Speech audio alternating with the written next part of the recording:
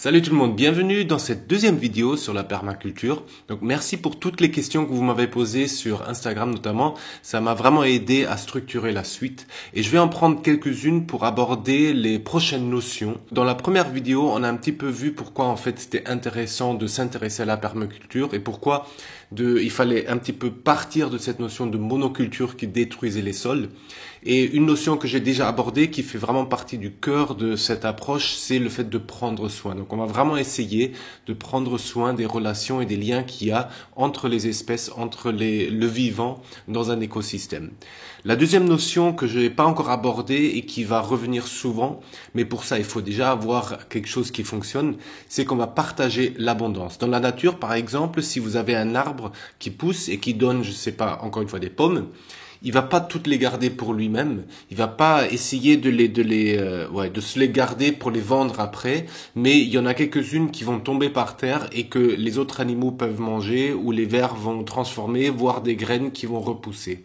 Et ça, c'est un principe essentiel dans la permaculture qu'on a complètement enlevé dans notre société, notamment grâce à l'argent.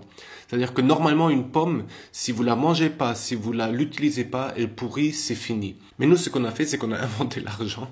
Et du coup, cette pomme, elle peut être transformée en quelque chose qui perdure. Donc aujourd'hui, c'est même plus un papier, c'est même que des chiffres. Et ça permet en fait de stocker beaucoup plus de la valeur qui, normalement, devrait disparaître.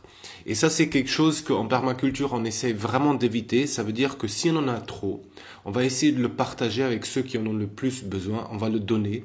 Et on va surtout pas récolter tout ce qui est produit dans un jardin. Si vous avez des pommes, justement, et que vous n'avez pas besoin de tout, ben, vous les laissez pour les animaux autour. Vous les laissez pour les vers de terre. Vous les laissez pour les abeilles, pour tout ce que vous avez de grouillant dans votre jardin. Et c'est extrêmement important pour que tout le monde puisse survivre, en fait, et tout le monde puisse avoir sa part du gâteau.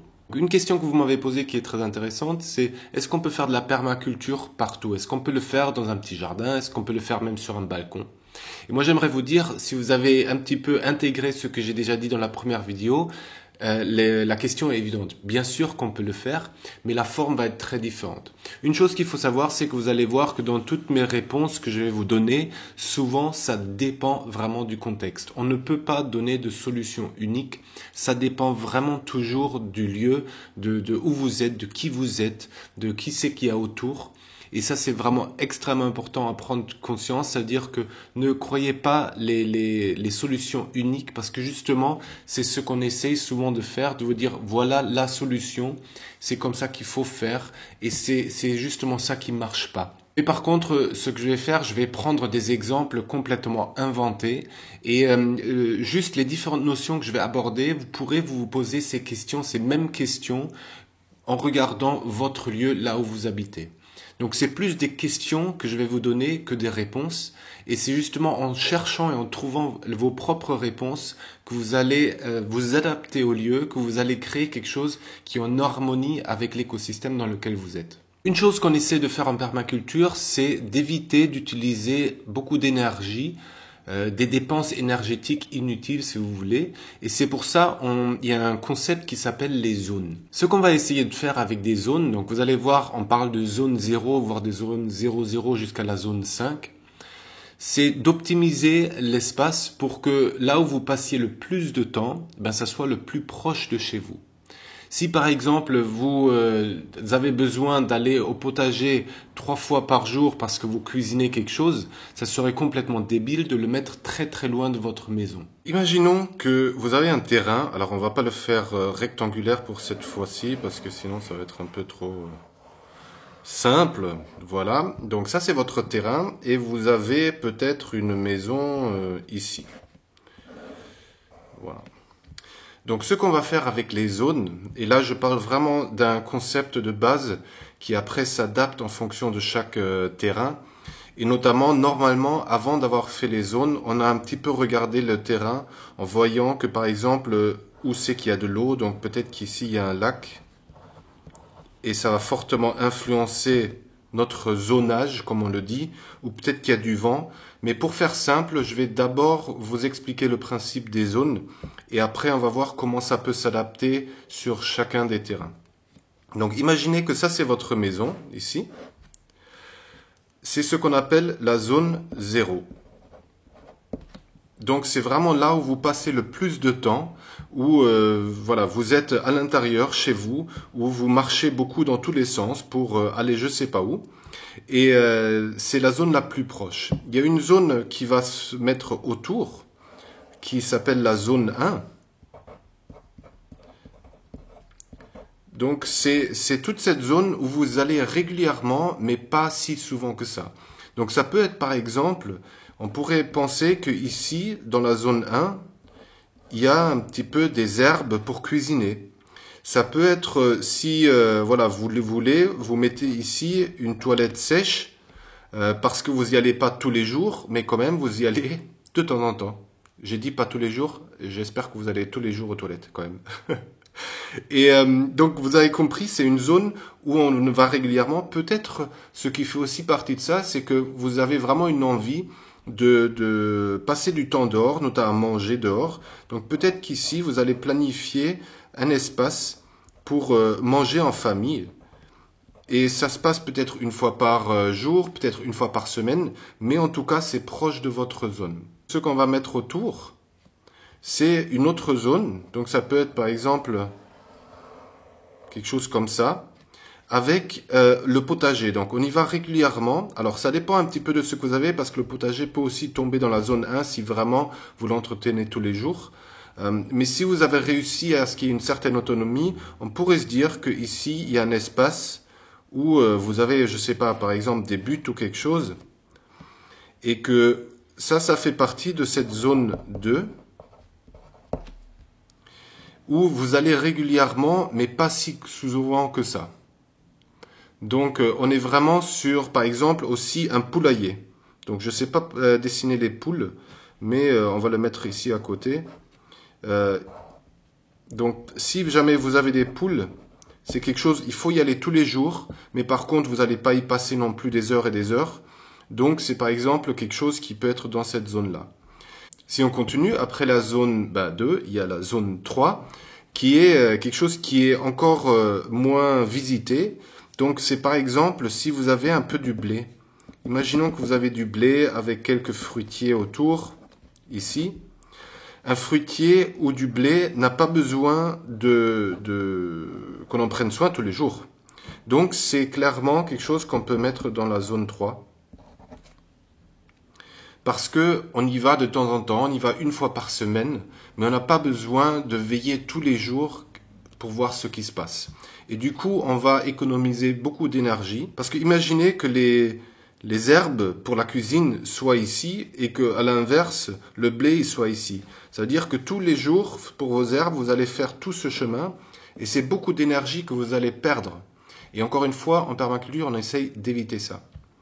La zone 4, donc on pourrait dire qu'elle est, disons, par exemple, ici. On va faire jusque là. Hop, tout ça. Donc zone 3, on a dit, on va faire ça comme ça, la zone 3. Ça, on va le mettre en zone 4. Donc zone 4, encore une fois, ça va encore plus loin. C'est tout ce qui est à moitié sauvage, qu'on peut laisser un peu tranquille. Donc ça peut être des animaux qu'on y a, par exemple des vaches, qui sont un petit peu en autonomie ici, qui se baladent, qui ont en plus de l'eau pour boire, donc c'est nickel. Ça peut être des forêts naturelles, mais par contre, vous y allez pour, par exemple, couper du bois, ou pour, comme moi je les aime, récupérer les champignons. Donc la zone 4 est clairement une zone qui est déjà à moitié sauvage, mais on y va quand même. Il y a une activité humaine qui fait qu'on va y avoir un impact. Et pour terminer, la zone 5, qui est très importante aussi, c'est une zone, alors je vais même vous le marquer, sauvage. Ça veut dire c'est une zone où, dans cette zone-là, on ne va pas y aller et on va laisser la nature vivre sa vie. La seule chose qu'on peut faire, c'est on peut se balader ici et essayer d'observer qu'est-ce qui se passe. Parce qu'il y a plein de choses qu'on va apprendre ici de la nature pour voir qu'est-ce qui est bon pour elle, qu'est-ce qu'elle fait naturellement et qu'est-ce que peut-être on pourrait faire ici, si on voulait aller dans son sens. Et ça, c'est vraiment quelque chose d'essentiel parce qu'en permaculture, on essaye de faire avec la nature et pas contre elle. Donc on va essayer de s'inspirer de la nature et ne pas essayer d'imposer notre vision à la nature. Donc ça, vous allez voir, c'est vraiment important quand on démarre un projet. Tout simplement parce que ça permet de clarifier où c'est que je passe mon temps, qu'est-ce que j'ai besoin d'avoir proche de la maison, qu'est-ce qui va un peu plus loin. Naturellement, on le fait quand même déjà. Vous n'allez pas mettre votre table là, sauf si, par exemple, ici à côté du lac, vous avez un magnifique espace où vous mettez une table parce que tous les dimanches, vous allez prendre votre petit-déj. Ok, ça fait partie du truc. Du coup, vous allez peut-être avoir un chemin qui va exprès là. Par contre, vous allez éviter de mettre cette table ici, parce qu'on est dans la zone sauvage, et là, vraiment, on essaye d'éviter de toucher ce qui se passe ici. Ce que j'ai oublié de vous dire, c'est que avec le temps, bien entendu, on a pris conscience, mais je vais faire une vidéo rien que là-dessus, parce que c'est important. On l'a appelée la zone 0,0. Et en fait, la zone 0,0, c'est l'être humain. Et on a pris conscience que avant de prendre soin de l'écosystème, il fallait aussi prendre soin de soi. Et ça, c'est vraiment un point très important. Et j'ai déjà fait beaucoup de vidéos sur pourquoi il était important de prendre soin de soi. Mais je vais dédier une vidéo spécifique à ça. Donc, c'est venu avec le temps et on prend conscience que c'est de plus en plus important parce que justement, on est en interaction avec tout ça. Et plus on apprend à prendre soin de soi, plus aussi, après, on sait comment prendre soin des autres. Aussi simple que ça. Ce que je vous invite à faire, et ça c'est un petit exercice que vous pouvez faire, c'est tout simplement observer sur une semaine avec quoi vous passez votre temps, où c'est que vous passez le plus de temps. Et en fonction, en fait, vous pouvez designer soit votre espace, soit votre vie. Je vous donne un exemple. Si vous passez beaucoup de temps au travail, si vous passez beaucoup de temps au cinéma parce que vous adorez le cinéma, l'idéal serait de trouver peut-être un appartement, une maison qui soit à la fois près du travail et à la fois près du cinéma pour que vous puissiez, dans l'idéal, marcher à pied ou prendre un vélo parce que ça permet de minimiser l'énergie que vous avez besoin pour y aller. Vous voyez le truc ? Si on applique ça en fait à un balcon ou à un petit potager, vous allez vite comprendre comment on peut designer son espace. Parce que clairement, un balcon par exemple fait partie de la zone 0, c'est très proche de chez vous, vous pouvez y aller plein de fois dans la journée, donc il y a certaines choses que vous n'allez pas pouvoir y faire. Et d'ailleurs, moi, ce que je conseille toujours, si vous pouvez, avant de vouloir faire votre potager sur votre balcon, allez voir un petit peu le voisinage, s'il n'y a pas des jardins partagés où vous pouvez participer. Peut-être qu'il y a même des toitures qu'on peut végétaliser, j'en sais rien. C'est de se dire un petit peu, ouvrez votre esprit un petit peu pour regarder autour de vous et voir que vous êtes interconnecté à tout ce qu'il y a autour de vous. Et par moments, ça facilite quand même les choses. Parce que sur un balcon, par exemple, ce qu'il faut faire pour démarrer vraiment du jardinage, si on veut, sur un balcon, c'est prendre beaucoup d'énergie pour amener la terre des matériaux. Et cette énergie, dans l'idéal, on essaie de l'éviter encore une fois, parce que l'écosystème naturel ne fait pas qu'il y ait de la terre. Donc on préfère, en tant que permaculteur, aller voir l'endroit où il y a de la terre.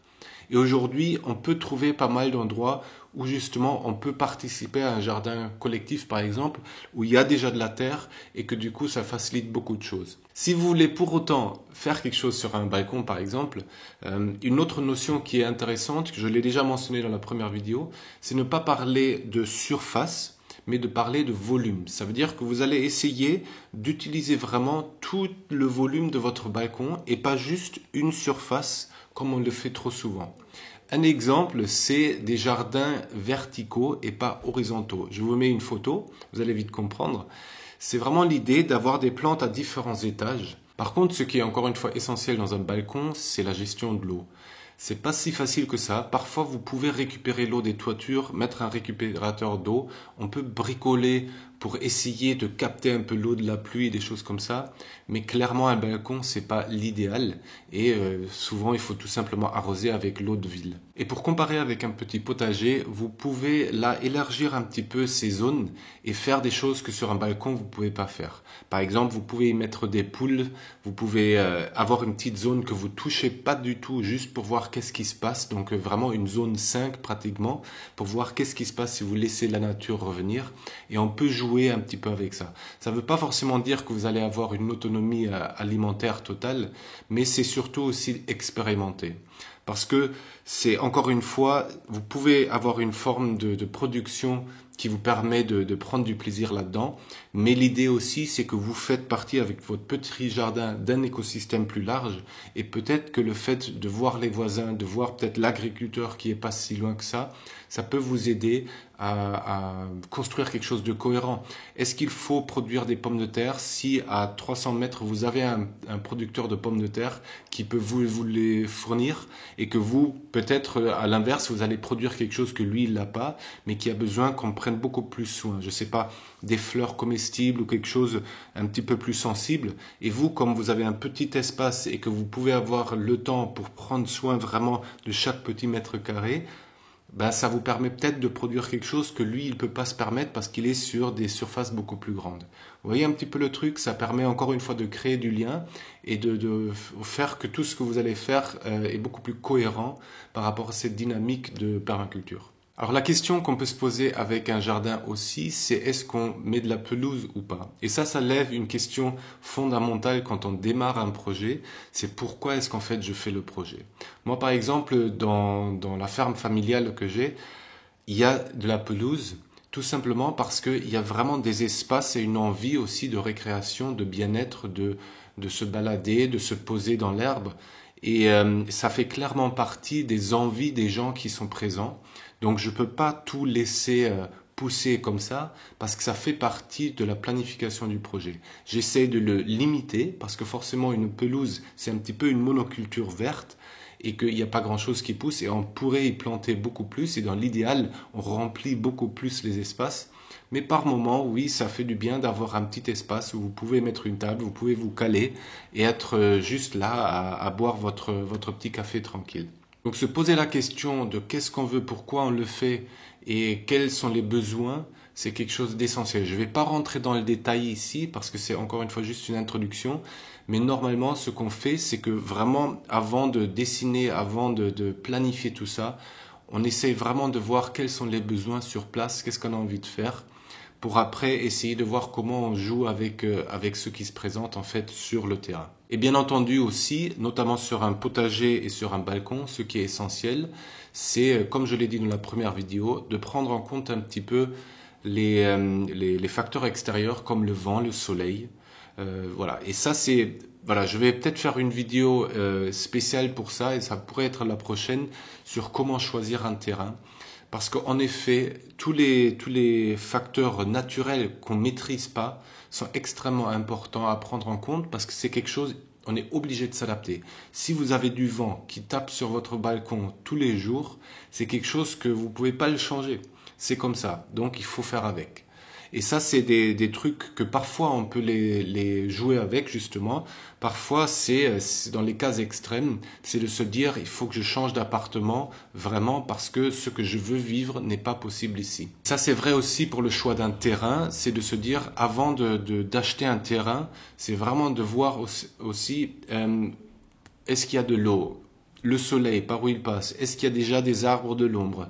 Est-ce que les voisins font du bio? Est-ce qu'ils sont en agriculture traditionnelle et du coup il y a des pesticides qui sont utilisés? Est-ce qu'il y a du vent? Est-ce qu'il y a des collines? Voilà, tout ça c'est pris en compte dans une planification et forcément aussi dans le choix du terrain. En fonction de ce que vous voulez vivre, en fonction de ce qui est le plus important, vous allez faire des concessions et la priorisation est normale et importante. Donc vous n'avez pas à vous inquiéter. C'est pas parce que vous n'avez pas ceci ou cela que d'un coup c'est la fin du monde. On peut bricoler les choses, on peut faire pas mal de choses pour s'amuser avec et pour adapter un petit peu cet écosystème-là à ce que vous avez envie de créer. Voilà, j'espère que, encore une fois, ça vous donne quelques pistes de plus. Vous allez voir, plus on va rentrer dedans, plus vous allez voir que c'est complexe. C'est pas grave. C'est comme si, en ouvrant une petite porte, il y en a 10 autres qui s'ouvrent. Et c'est accepter ça qui fait toute la différence, en fait. C'est qu'au lieu, comme on faisait avant, d'essayer de simplifier la vie, ben on va essayer d'accepter la complexité. Et ça veut dire aussi qu'il n'y a pas des réponses uniques, des solutions uniques, mais que chaque fois que je m'intéresse à un sujet, que j'ouvre une petite porte, il y en a 10 autres qui se présentent et que voilà, il faut peut-être que j'en choisisse une. Mais c'est une expérimentation. Et c'est en fait là le vrai plaisir de la permaculture, c'est d'expérimenter, d'observer, de s'adapter, de faire des erreurs. Et en fonction de ça, vous allez de plus en plus maîtriser cette notion d'écosystème, de lien, de se mettre au service d'eux et d'être dans une posture d'humilité qui est de dire c'est tellement complexe ce truc-là. Je vais, avant de vouloir tout changer, déjà observer, peut-être essayer de faire deux petits trucs, mais pas essayer de tout révolutionner parce que j'y comprends peut-être un millionième de ce qui est en train de se passer devant mes yeux. Et ça, c'est vraiment surprenant et excitant d'une certaine façon. Allez, je vous fais un gros bisou et je vous dis à la prochaine vidéo. Ciao!